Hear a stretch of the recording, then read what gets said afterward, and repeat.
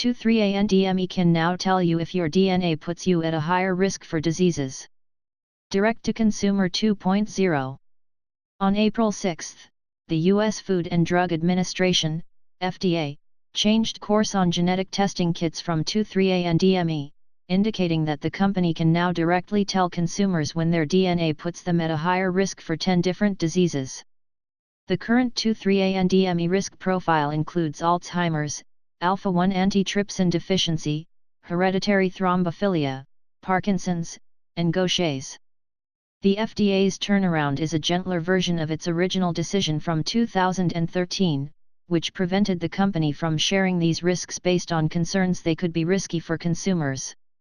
The director of the FDA's Center for Devices and Radiological Health, Jeffrey Shuren, cautioned consumers in a statement, echoing the concerns that led to the previous ban on direct sales, but it is important that people understand that genetic risk is just one piece of the bigger puzzle.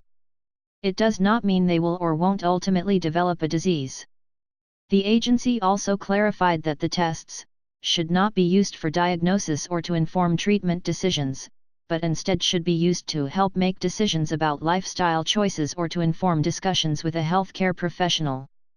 Of course, this advice is also what 23andMe has argued since they started offering direct-to-consumer testing back in 2007. While it would be a reach to say that consumers today are knowledgeable about human genetics, it's probably safe to say that they have a familiarity with the basics and a vested interest in becoming more informed. The reality is customers want their genetic data, 23andMe's co-founder and chief executive Ann Wojcicki told Forbes. We've been trying to get people educated about genetic information and why it's interesting. I think that we're hitting a tipping point of sorts where people are really interested, and they're beginning to recognize more and more what are the potential benefits, what can be learned and what you need to be cautious about.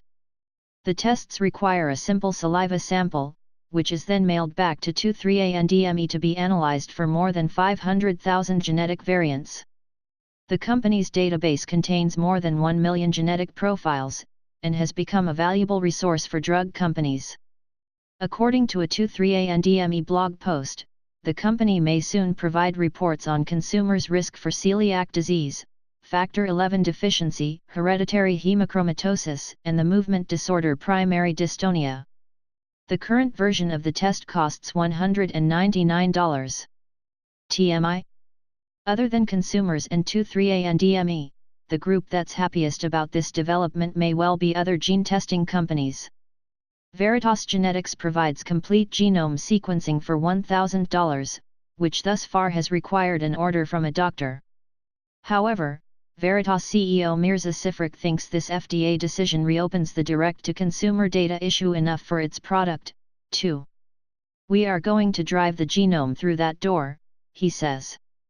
However, the long-standing objection that opponents to the dissemination of this kind of genetic information have always had still stands. The American College of Medical Genetics and Genomics, ACMG, and many of its members believe that without genetic counseling, consumers have trouble making distinctions between the presence of a risk and its actual meaning for them in context. ACMG president and geneticist Michael Watson told Scientific American that the testing will confuse many consumers who won't know how to quantitatively balance genetic risk against other factors such as environmental influences, lifestyle, and health status. He also argues that consumers will probably want follow-up testing in cases where doctors wouldn't necessarily order it and insurance companies won't pay for it, although whether this points to a consumer information problem or a larger healthcare and insurance problem we are all already coping with is debatable. According to 23andMe, their research shows that people understand about 90% of the information in their reports.